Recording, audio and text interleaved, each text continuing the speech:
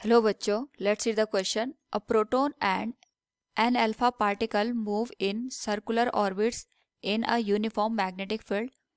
Their speeds are in the ratio 9:4. The ratio of radii of their circular orbits Rp by Ra alpha is. Now to answer this question, first we will discuss here the key concept, and here the key concept is force on moving charge particle kept in a magnetic field. तो जब भी हम किसी भी charge particle को जो कि हमारे पास मोशन में होता है उसको किसी भी मैग्नेटिक फील्ड में रखते हैं, तो उस पर्टिकुलर केस में मैग्नेटिक फील्ड के थ्रू चार्ज पार्टिकल पे फोर्स लगता है. ना यहाँ पे अगर हम बात करें कि कोई भी हमारे पास मैग्नेटिक फील्ड है जिसकी वैल्यू b के बराबर दे रखी है और चार्ज हमने यहाँ पे q ले रखा है which is moving with speed v. So the value of force on charge particle kept in magnetic field ये हमारे पास गिवन होता है Q into V cross B के बराबर. नाउ इस केस में अगर velocity and magnetic field are perpendicular to each other, तो इस केस में जो हमारे पास यहाँ पे पार्टिकल होता है चार्ज पार्टिकल, उसका जो पाथ होता है ये सर्कुलर पाथ फॉर्म होता है. So we can say in this case we will get this circular path of the particle. Now यहाँ पे हमारे पास दो चार्ज पार्टिकल दे रखे हैं, एक प्रोटॉन दे रखा है और एक अल्फा पार्टिकल. तो सपोज ये हमारे पास जो चार्ज पार्टिकल है इस तरीके से सर्कुलर पाथ में ये मूव कर रहा है. यहाँ पे ये सेंटर दे रखा है, ये इसकी रेडियस हो गई r.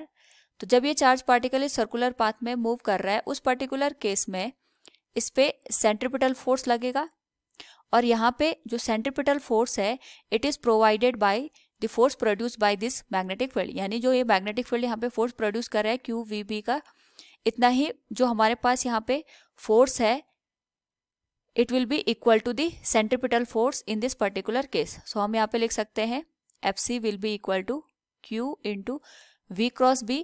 तो इस यहाँ पे जो एंगल है ये 90 के बराबर होगा वेलोसिटी और मैग्नेटिक फील्ड के बीच का. तो हम यहाँ पे सीधे लिख सकते हैं QVB.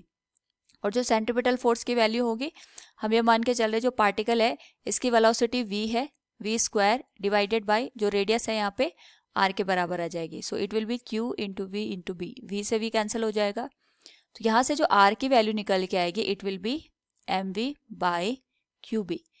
तो जब भी कोई चार्ज पार्टिकल परपेंडिकुलर मूव करता है ऑफ द मैग्नेटिक फील्ड तो एक सर्कुलर पाथ फॉर्म होता है. उस सर्कुलर पाथ की जो रेडियस होती है वो मास पे, वेलोसिटी पे, charge of the particle and magnetic field पे डिपेंड करती है. नाउ इस केस में हमारे पास दो पार्टिकल दे रखे हैं प्रोटॉन एंड अल्फा पार्टिकल, उनके हम रेडियस फाइंड आउट करेंगे. इस केस में हमारे पास जो मैग्नेटिक फील्ड है वो सेम है. So we can write here radius for proton with respect to the radius of alpha particle. तो ये हो जाएगा हमारे पास mass of proton multiplied with velocity of proton divided by charge on proton multiplied with magnetic field. और जो हमारे पास radius of alpha होगी वो इस एक्सप्रेशन का रेसिप्रोकल हो जाएगी. ये होगा हमारे पास charge on alpha particle multiplied with magnetic field divided by mass on alpha particle multiplied with velocity of alpha particle. यहाँ पे B से भी कैंसिल हो जाएगा हमारे पास. नव यहाँ पे जो हमारे पास जो डिफरेंट टर्म्स दे रखे हैं अगर हम इनको एक साथ यहाँ पे लिखें तो ये हो जाएगा radius of proton divided by radius of alpha particle will B mass of proton divided by mass of alpha particle multiplied with velocity of proton divided by velocity of alpha particle multiplied with charge on alpha particle divided by charge on proton. Now यहाँ पे radius of proton divided by radius of alpha particle it is mass of proton divided by mass of alpha particle. अगर हम इन दोनों को compare करें तो जो हमारे पास अल्फा का मास होता है ये प्रोटॉन का 4 टाइम्स होता है. तो हम इसको लिख देंगे 4 into mass of proton multiplied with जो प्रोटॉन और अल्फा पार्टिकल की वेलोसिटी है इसका रेशियो है दैट इज 9:4, तो इसकी डायरेक्ट वैल्यू हम रख सकते हैं, it will B 9/4 multiplied with जो अल्फा का चार्ज होता है ये प्रोटॉन के कंपैरिजन में 2 टाइम्स होता है, so we will write 2 times of charge on proton divided by charge on proton के.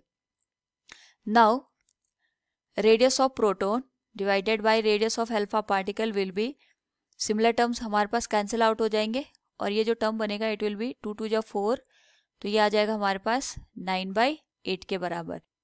तो जो हमारे पास प्रोटॉन और अल्फा का रेडियस का रेशियो आएगा in this particular case it will be 9:8. So from the given question we can say here the ratio of radii of their circular orbits rp divided by r alpha is 9:8.